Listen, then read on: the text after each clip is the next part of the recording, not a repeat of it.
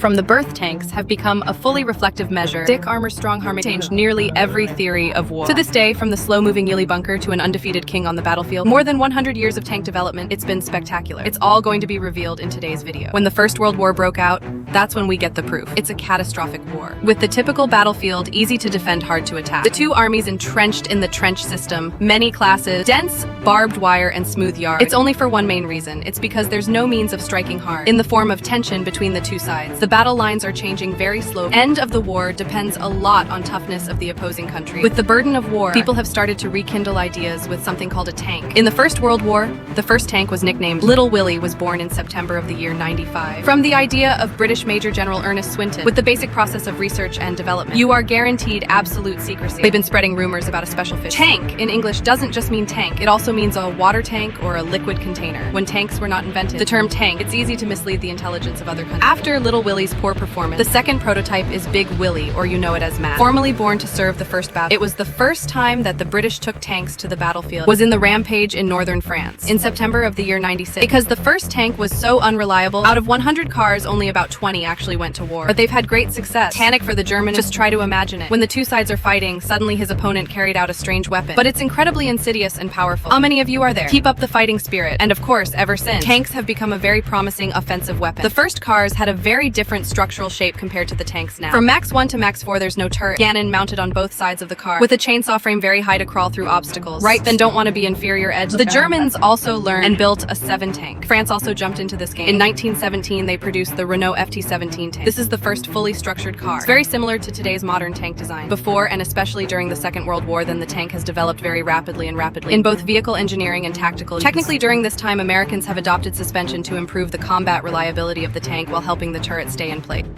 When the car moves, this allows the tank to fire even when you're sprinting. They're equipped with radio communications. The caliber is lifted. 30-40 Li of the First War was 70 to 80 E at the beginning of World War II, and by the end of the Second World War, there were guns 122 Li.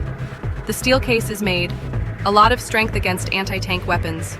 Maybe many of you know the military doctrine of different countries is different. That's why the tank was developed in many ways.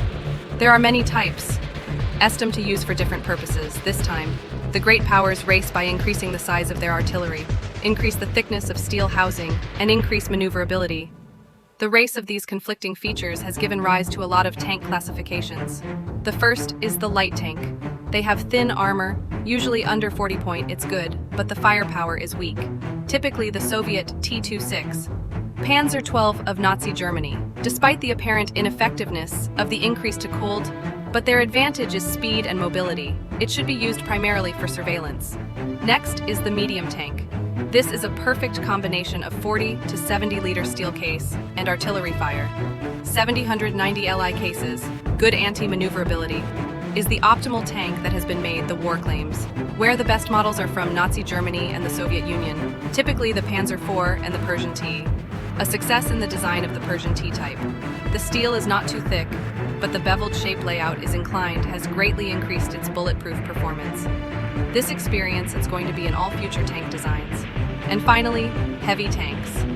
They have a very heavy steel case and thickness from 80 to over 100 millimeters, maneuvers from 8.5 to 102 Li. With extremely expensive cost, this type of vehicle is in fact suitable for anti-tank and anti-batchings, more than a breakthrough attack. Due to being too slow, short operating range and moving parts are easily damaged. If you remember, let's name the representatives for this tank. Down to the bottom after watching all of the trats, when it comes to strategy, why? This is the time period of bold ideas of vehicle use tactics. This is where the Nazi generals took the lead and revolutionized the art of war. In many countries, there are schools of military theory, laying the groundwork for mobile warfare tactics. It just stops at the theory. It was only in Germany that these arguments were advanced by Adolf Hitler, really trust and support. Instead of using the tanks in a tattered manner to be processed into infantry units like other countries, they're concentrated into divisions. Army shock tank, development of motorized infantry accompanied by tanks. Deploy the fingers spanking continuously for tactical combination. Spearhead tanks with the Air Force to pierce deeply divided attack and destroy the enemy's defenses. That were often known as Blitzkrieg Lightning War Doctrine. Later similar tactics have also been developed by the United States.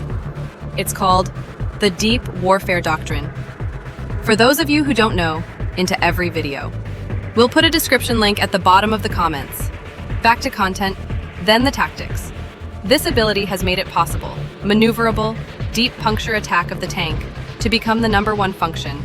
It's made a huge change in the world's fighting patterns, the Second Few War, and also in terms of building tanks at later stages. Hey, and finally, the modern Cold War. Then we can break it down into 4 stages of development. If you recognize tanks during this period, the first stage was right after the war and near 10 years arrive. $50,000 at that time, the design and production of tanks by the standards of conventional warfare. According to the trend of increasing the firepower, caliber, and increasing the steel casing, after the war, heavy tanks are out of place and extinct. Light tanks still have a limited role in precision, but it was quickly erased. And the medium tanks are enhanced and transformed into a main battle tank. And the diesel engine completely replaced the gasoline engine. Although it is still compact, the power is much stronger. The typical tank of this period is T-year, 4-year 5, T6, 2 Soviet M4 6, M4 8, American Battle, French AMX, and British Centurion. The second stage is years 1 Ripe 60 to 1 Ripe 70. This time, the main tank appeared. This is the stage where tanks, the basic structure, doesn't change much, but the feature is highly perfected mainly because of new technology. The protection of the car is not due to the increase in the thickness of the steel housing. It's by applying new, ultralight materials visually super durable, because with the development of steel-piercing concave warheads, and race by forever increasing the thickness of the steel casing will become meaningless. So the weight of the steel case doesn't go up very much, but it's against all kinds of anti-tank damage. War-era tanks are also designed to fight in war conditions. Have weapons mass destruction? When a car's tires protect its combat life from nuclear radiation, and the car is completely sealed with a recirculation system and filtering gas that protects from radioactive dust, biological and chemical weapons. During this period, anti-tank weapons flourished, so the tank also has to adapt and race against all kinds of piercing warheads and missiles. Anti-tank of the enemy with precision-guided weapons, they're equipped with an active protection system. It's the grenade launchers combined with the radar. Dedicated local protection to increase the life of the car many times over. The most famous and typical tank of this period was the T6, 4 T7, 2 of LISO, American M60 Patton, its Chevrolet Leopard, a German tank. The third stage. It's the 80s and continued to No 14.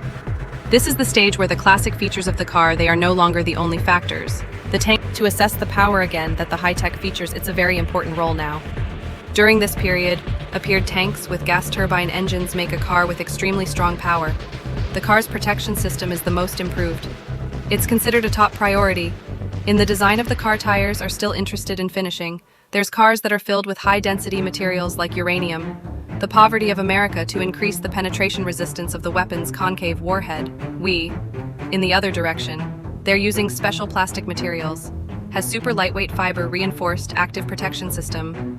Born, painted with layers of paint and materials that absorb electromagnetic waves and anti-foreign damage. Help, tank difficult to detect by enemy planes and helicopters.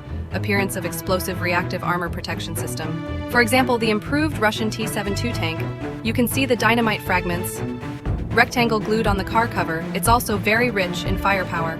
When the integrated rocket artillery system appears, typical tanks of the period were the improved T-72, BBEA, T-80, T-90 of Russia M, and Abrams of the United States, Leopard 2 of Germany, and the final stage is starting in year 2, not 14. It's the stage where tanks become automated. The first is the T-14 tank. Russia's Armata has a fully automatic turret. In the future, it's predicted that the level of automation will continue to rise, to turn tanks into unmanned fighting machines. The future tank, they can also control drones, to manually scout the target and equipped with long-range missiles. They can hit targets from a distance, 10 to hundreds of kilometers under the guidance of the drone. However, in this day and age, especially after the risk of a total world war no longer, and with the ascension of the role of the Air Force, the future of tanks is still unclear. But if you take total war into account between countries with strong military capabilities, the warplane, fighting still cannot fulfill the role, then a battle formation of tanks. And the air defense vehicles that come with it. The fate of the tank will be Raza, let's wait and see. That was the whole video. On the development journey of the tank, please share. Your comments are at the bottom of the comment.